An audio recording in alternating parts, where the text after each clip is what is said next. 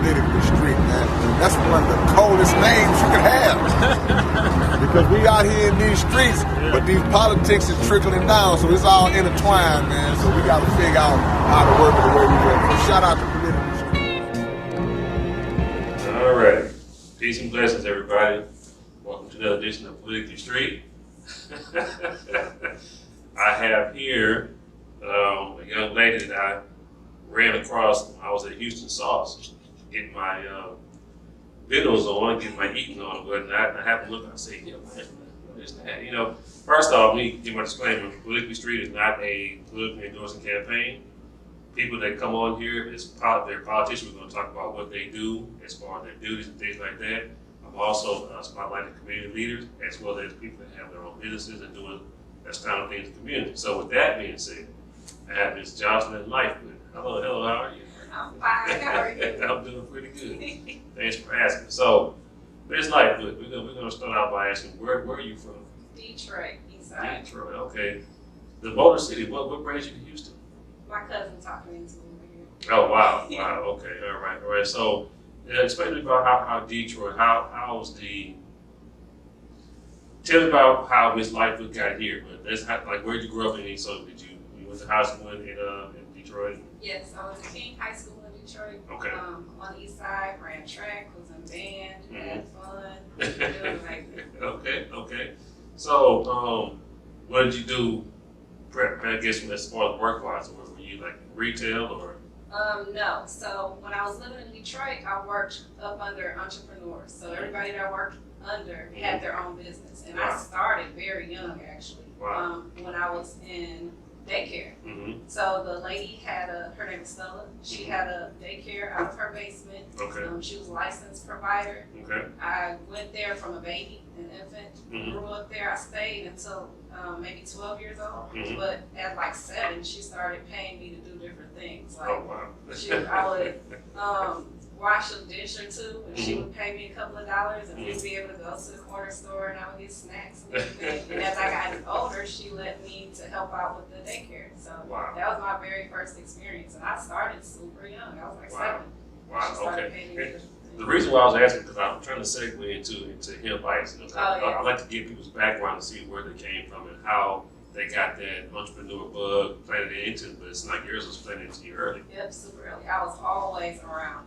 As I got older, I worked with another lady, Miss Kelly, in Detroit. She owned her own flower company, Goodness Gracious Florals, and she taught me so much about entrepreneurship and just the hustle, like, and making sure that you keep that hustle in you. Yep. Right. Then I moved to Birmingham, Alabama for school, Yeah. and I started working with some more entrepreneurs there. 2 guys, CJ and Rashard, had their own promotional company, and they taught me a ton there too. So all of these different things and different small businesses that I worked for, I was able to use all of those tools that they taught me into coming up with Hemp Ice. And I've actually worked for myself longer than I've ever worked for anybody else. Wow, that's rare. Very rare. Okay, gotcha. So, what other business before you got to Hemp Ice? What did you do before that? Well, when I first moved to Houston, I was working for a child care company, and I was doing great there. I had a little waiting list for kids to come into my classroom, and one day they messed around and showed me the budget. And I saw how much they were making monthly. I saw how much went to profit. I saw how much went to teachers, and I wasn't getting paid too much, but everybody wanted to be in my classroom, and I was like, if this is, I can't be helping them. Yeah, I can't help y'all make hundreds of thousands of dollars a month, and I am struggling trying to allow my son to be able to come to school here. Like, I'm basically paying for him to come here, and that's it. Like, working for him to attend the school. So I put my 2 weeks notice in, and I came up with a plan. Everybody thought I was crazy. Oh, that's usually how it goes. Yeah. I promised myself that I would never fill out another job application or I destroyed my resume. I let all of my credentials and everything expire because I didn't want to go back to that or have that option to be able to go back. Something, when something happened, you panic and you go back to what you know. That's true. I didn't want to do any of that. So I left, and then I looked for families to nanny for. I'm like, somebody be willing to be on a waiting list in my classroom. Right. So I drew up a contract, found a family. They were willing to pay me what I wanted to. We signed a 1-year contract. That contract lasted for 5 years. Oh, wow. And then COVID happened. So that changed the whole game. Right. But I still, during that time, I still was trying to do Hemp Ice Factory. So I was still trying to grow that. It actually started where one of the kids that I was nannying for, she wanted to live with me. And so she asked me if I would help her to do her lemonade stand. I said, well, you know, okay. Everybody We live on air, so you got it's raw, you know what I mean? So it is what it is. So she asked me about it. I said, what can we do differently? She couldn't come up with anything, and I was already making popsicles for the kids anyway. And so I said, you should sell lemonade and popsicles. And so she said, okay. And so we made the lemonade, we made the popsicles, and I said, you can sell these popsicles, they're pretty big for $2. My mom said, you're not gonna get $2 for those popsicles. Jossie said I can. So Right. we went out there and they sold out fast, like so fast.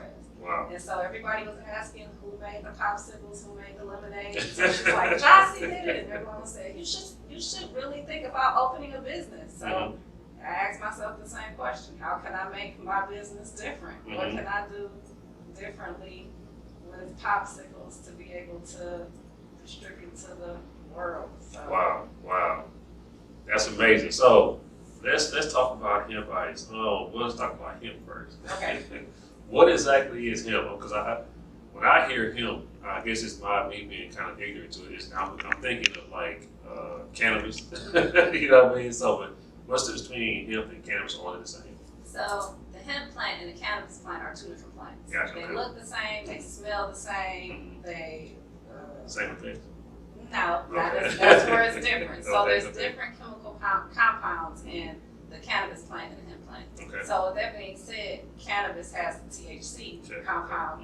Hemp does not. Okay. It has hundreds of other compounds in there. CBD being one of the main ones that are in there. But it doesn't get you high like the THC does. Okay, that sucks. No, I'm teasing. Well, like that's my disclaimer. Hey, I don't get high. Anyway, I'm sorry. Go ahead. No. That was it. Okay. That's the difference between the hemp plant and the cannabis plant. Okay, so I know that there was like a movement going as far as putting hemp into like clothes and Yes. stuff like that. You can have hemp soap, and so I know you can do so much with hemp. Yeah, so way back in the day, they used hemp for everything. Clothing, they used it for military, to make ropes and everything. It was made in every single, everything. Wow. And then even farmers were required to grow hemp here in the U.S.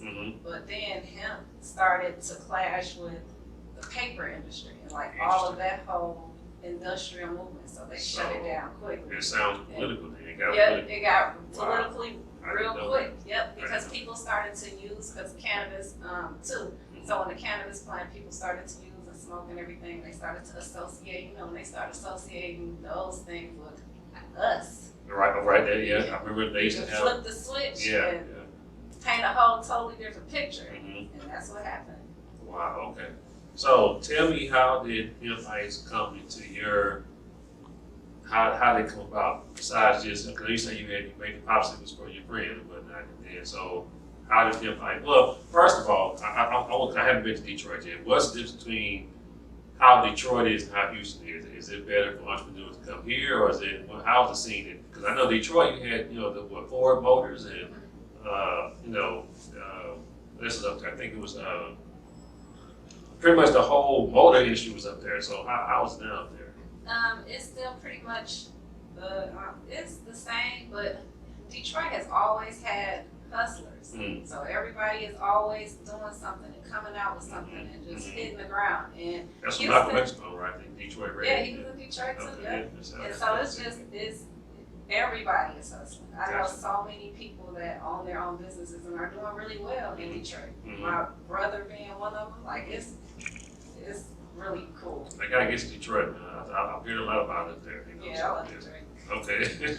But I love Houston too. That's why I'm still here. Okay. I love Houston. Houston still has the same like hustlers and everything too, but it's a different kind of hustler. Mhm. So I had to learn all of that Mhm. down here too. Mhm. But as far as how Hemp Ice came along, I was making my kids popsicles and I was trying to make my own popsicles, and one day I was like, add some CBD in my popsicles. But it wasn't as easy as I thought it was Okay. going to be. So Okay. I had to play around with it a little bit to get it to, I guess, Right. yeah, I guess to like to mix Mhm. the way that I would want it to. And the process has changed I've tried several different processes before I decided to do this. And I was still actually going to do popsicles, Mhm. but because of COVID, it was taking so long for me to get the molds. Mhm. Okay. And so I was like, what can I do until the molds come in? Mhm. So I pulled out my ice cream machine that I had that I never used before. Mhm. You used it now, right? Yeah, I use it now. Uh-huh. But and I started making it's kind of like sorbet. Mhm. It's a little bit different. Mhm. I just call it hemp ice because you really can't even compare it to anything else. I agree. But thank you. But that's what I did, and once I did that, I was like, I don't need these molds. I'm gonna just run with this. I already had packaging. That is and genius. I mean, everything. like I said, it's when I saw it, of course I got the CBD one, but I'm telling off myself. I just gave my disclaimer. But anyway, when I say I went to Houston Sauce, shout out to Houston Sauce, I had a hamburger one night, and I didn't want to get the lemonade. So I said, I want some kind to wash it down with. I didn't have limited rice. So yeah, rice. Let me try that. So then I got the cherry. I like cherries. Okay. I mean, so it was, but went well with my burger. So Thank you. I'm so glad you liked it. I did. So that's why I said, you know what?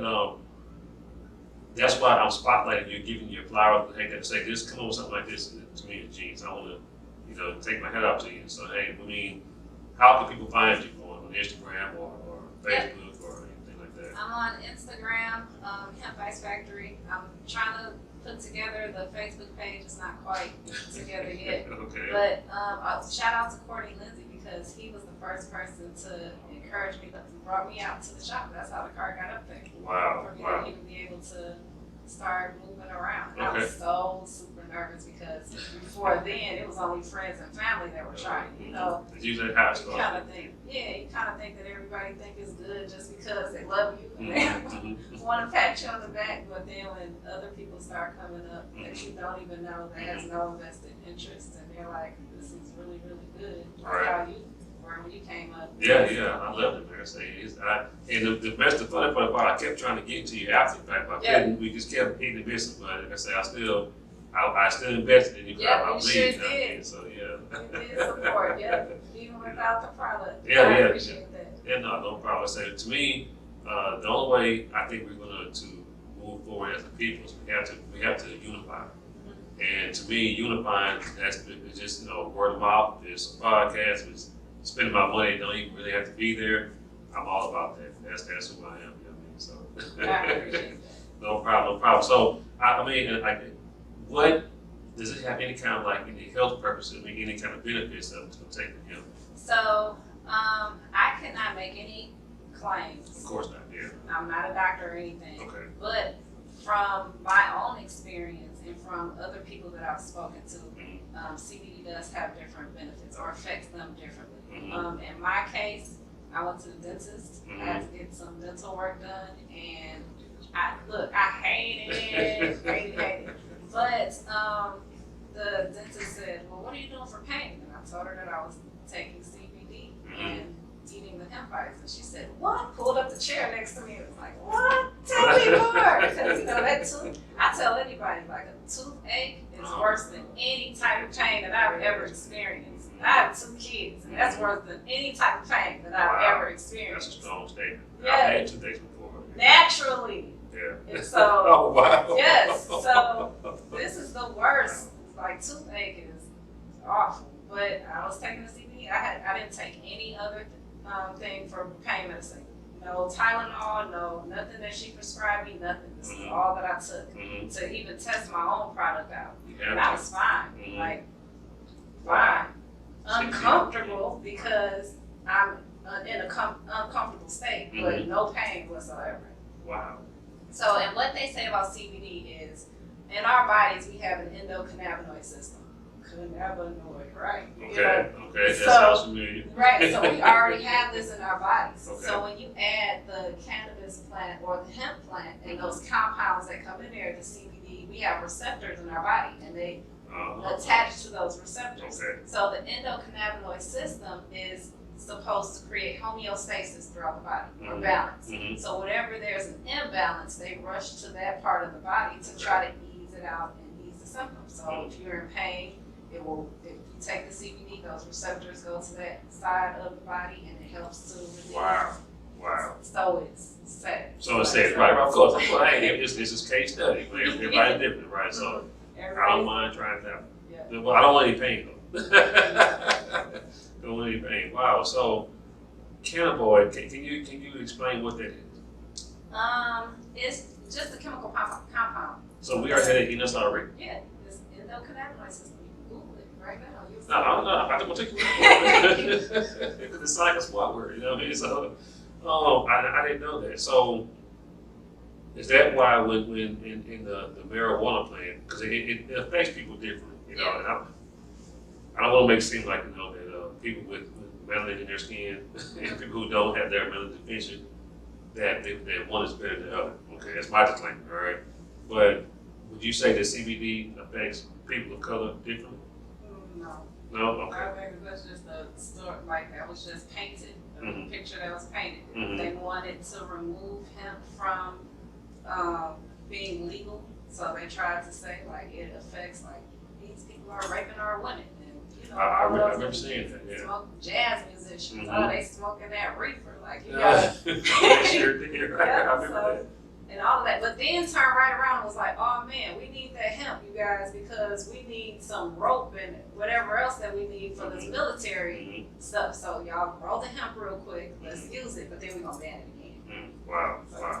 So before we get up, first of all, I want to thank you because you're the first woman to come on my podcast. Really? Yes. Black History Month. Black History Month, you know what I mean? So I am so really. Yes, I did not know that. Yeah. That's And exciting. ask Kelby, she's the first person, so I appreciate that. You planted Foundation. the seed, so Foundation set. foundation is right. So here on out we're going.